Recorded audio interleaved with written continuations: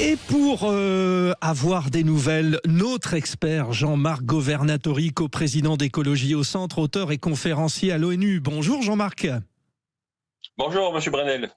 Alors, je vous ai posé une question et vous m'avez scié. Je le dis comme je le pense. Je vous ai demandé pour vous, pour la planète, quelle est l'urgence en 2026 et vous m'avez dit arrêtez les voitures électriques. Vous l'écologiste, mais comment est-ce possible ?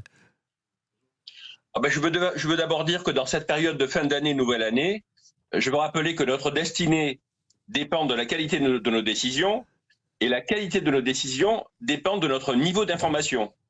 Et le fait est qu'en matière automobile, le grand public manque d'informations très importantes.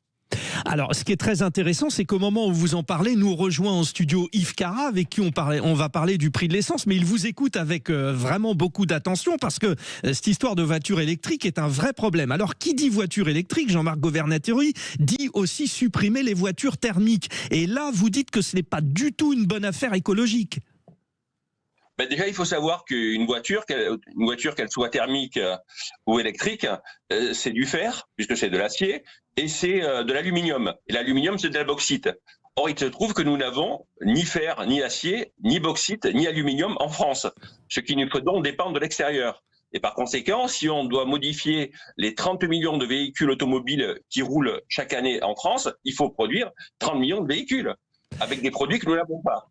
Et en plus, lorsque ce véhicule est électrique, c'est donc une batterie électrique. Et là, ça aggrave le problème, puisqu'une batterie électrique, c'est du manganèse, du cobalt, du nickel, du lithium. Nous n'en avons pas. Et ça nous fait aussi dépendre de l'extérieur. Je comprends bien ce que vous dites. Je le rappelle, Jean-Marc Governatori, l'écologiste qui dit « arrêtons les voitures électriques ». Oui, c'est sur Sud Radio ce matin. Vous dites « dépendance économique », ça veut dire quoi ? De la Chine notamment, mais vous faites même un clin d'œil sur l'histoire du Mercosur. La grave problématique, si vous voulez, c'est que effectivement, les Chinois qui sont très habiles, non seulement sont possesseurs de beaucoup de terres rares, mais en plus ils les raffinent.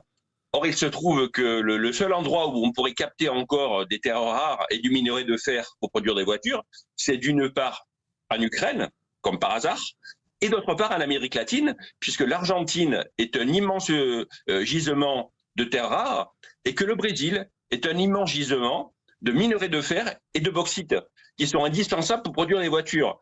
Par conséquent, une des motivations qui font que l'Union européenne veut commercer avec l'Amérique du Sud, on ne le dit jamais, c'est effectivement cette problématique automobile qui fait que les métaux rares et les métaux pour faire des voitures sont aujourd'hui en Amérique du Sud et ce sont les seuls captables, puisque l'Australie qui en a est trop liée aux États-Unis et la Chine et la Russie, évidemment, ne veulent pas nous aider. Bon, c'est édifiant, là, votre argumentation contre les voitures électriques va dans le sens. Alors, Yves Cara, qui est avec nous pour parler du prix de l'essence dans un instant. Bonjour Yves. Bonjour Frédéric. Je vous fais réagir parce que c'est une belle rencontre entre vous et Jean-Marc, vous l'écoutez. Quelle belle lucidité.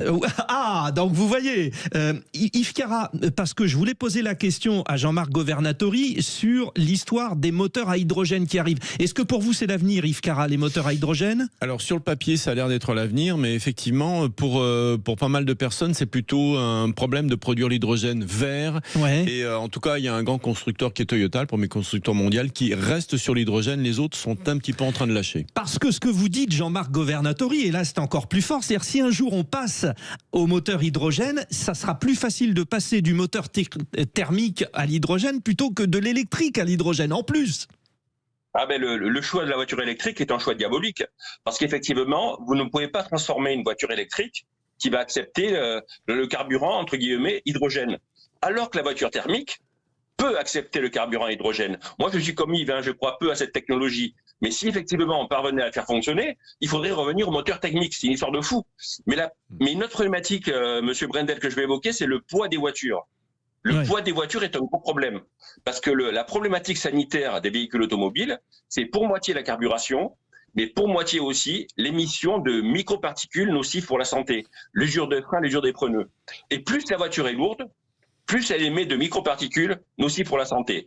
Or, la voiture électrique, en moyenne, fait 400 kg de plus que la voiture thermique. c'est encore un problème de la voiture électrique. Le plaidoyer de Jean-Marc Governatori, auteur et conférencier à l'ONU, mais aussi coprésident d'Écologie au Centre. Oui, vous l'avez bien entendu, les écologistes ne sont donc pas tous pour la voiture électrique à 7h52. Merci Jean-Marc Governatori. La voiture, justement, on en parle avec Yves Cara.